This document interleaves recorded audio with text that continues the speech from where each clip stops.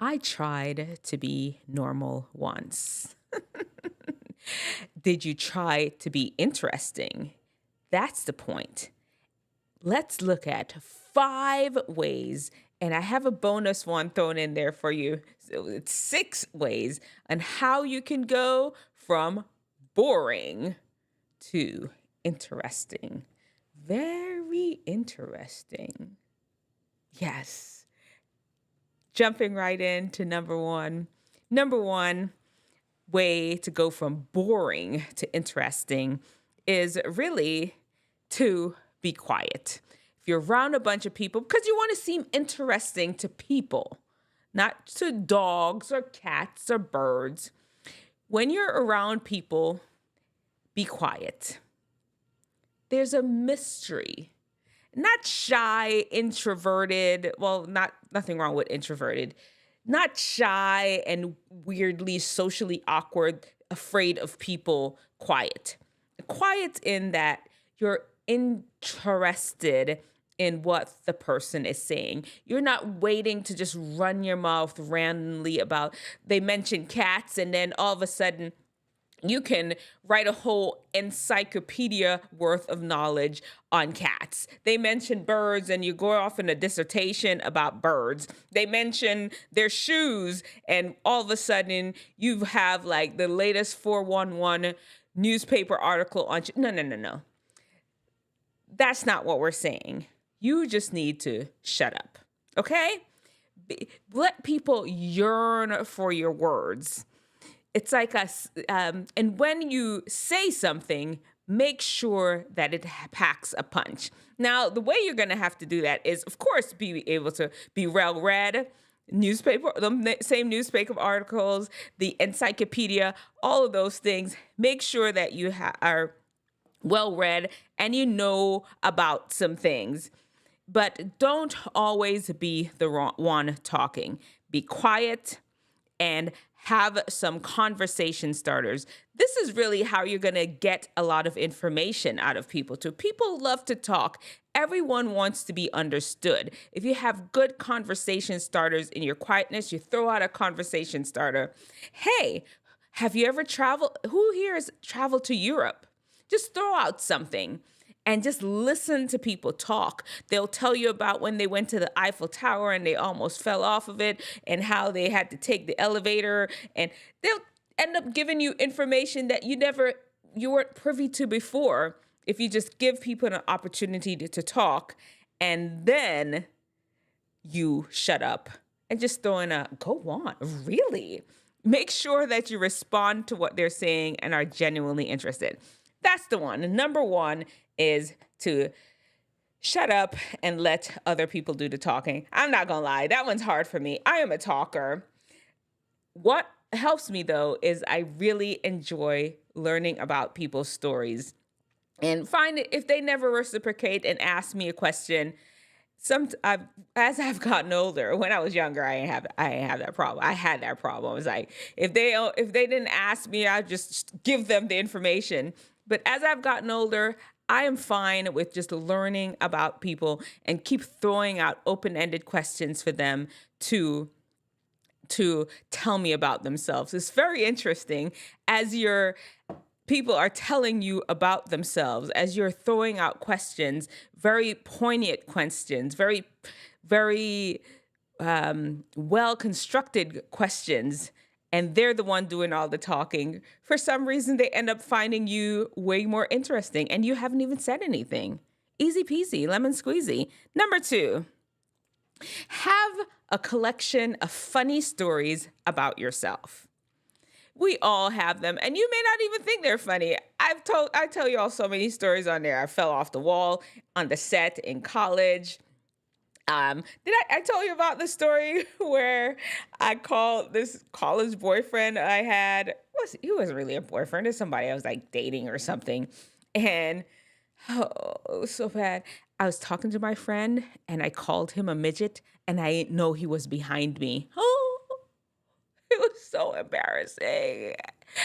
I was like calling. Oh my goodness. It was crazy. I may have to tell that. I'll tell that story another day. Maybe I'll tell that story next week. Anyway, have a collection of interesting stories about yourself that you can interject into some conversations while the person is waxing poetically on the questions that you ask them, like, wait, have you traveled to Europe? Where did you go to school? Where were you born? What high school did you go to? What's your favorite class in high school?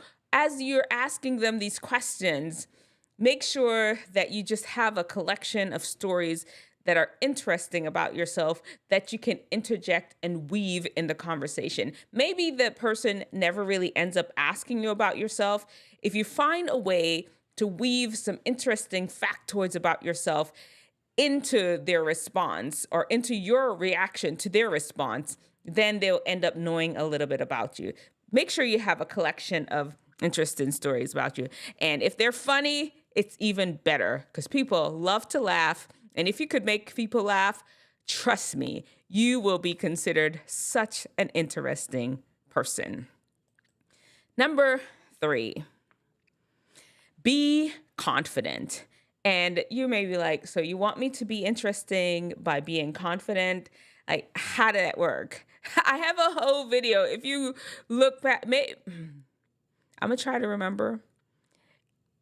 There's a whole video I have about how to be confident.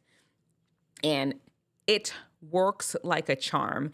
If you can don the air of confidence that it doesn't matter when you're talking to people, if you're the one doing all the asking of the questions and they're just rattling off, telling you about yourself and themselves, and you never really get a chance to talk, those things are not going to bother you because you're confident within yourself. Gaining confidence is attractive to people, and there's too many steps to it. It's a whole different video to itself. I'll link it below. And if I do forget to link it, you could just search my channel on how to be confident, and I promise you it'll pop up. It's a great video to watch. A few years ago, I went on a little speaking circuit. Every year, I speak in the public schools here in my area, and I'll have a different subject that I spoke about. A couple years ago, I spoke about being confident to many high schools in the area. It's some great information in there. Go check it out. Promise you. All right.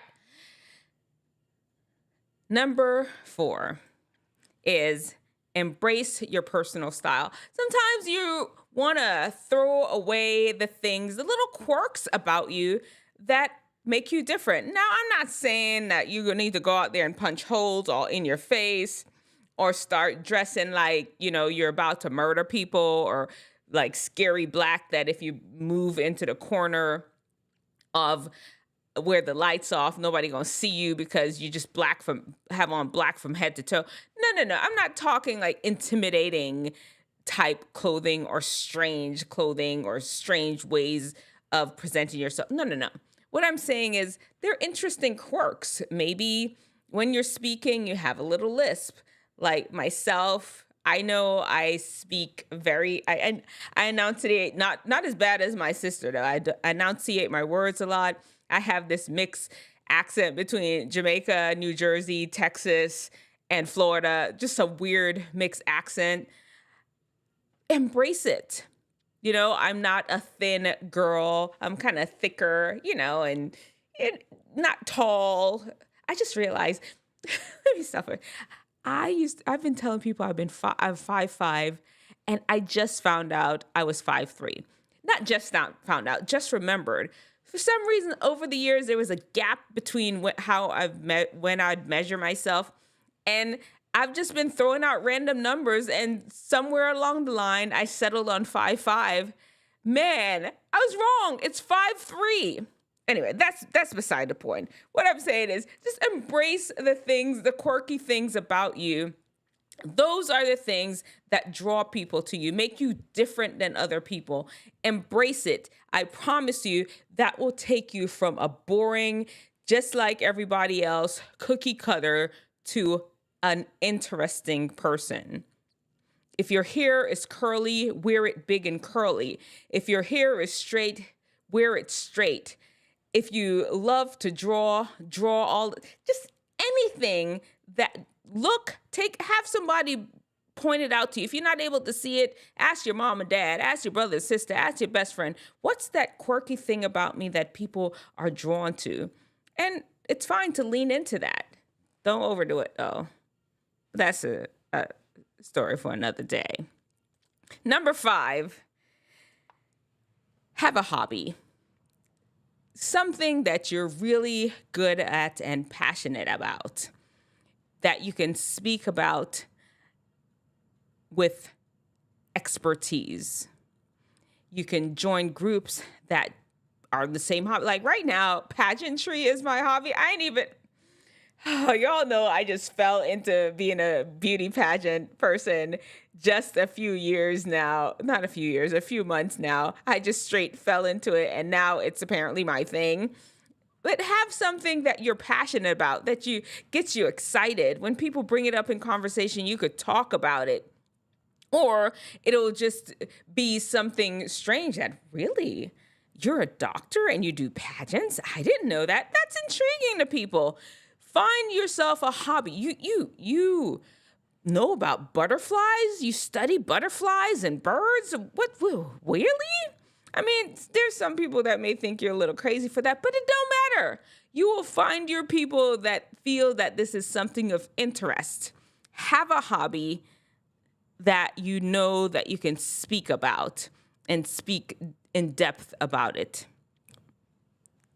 And the last one, I said 5, but as I was going through this, I was like, no. We have to throw that one in there, is rep your city. Yeah. What do we mean? What do you mean by that, Dr. D Nice? I don't know, but it's provocative. I do know what it means. What I mean is where you live. Get to know where you live, your city. Go look around the landmarks in your city, the famous places, famous things that were around when that happened in your city, in your state. To understand your state, go around traveling your state. Some of you may be limited to where your parents are going. It's okay. You can even suggest to them, hey, Mom, can we go check this place out this weekend? I bet you your mom or dad will love to take you somewhere rather than you sitting there at the computer, wasting the summer away playing video games. Get to know the city that you're in. Get to know the state that you're in. Get to know the country that you're in. When you know that, then you really have knowledge. And you end up meeting more people. You're just adding things to your repertoire of stories, to your repertoire of knowledge, to your reach and understanding of fellow human beings. And just all of that, opening up your world, will make you just a more interesting person. So let me know in the comment section below, what other tips would you give to be able to go from boring to interesting?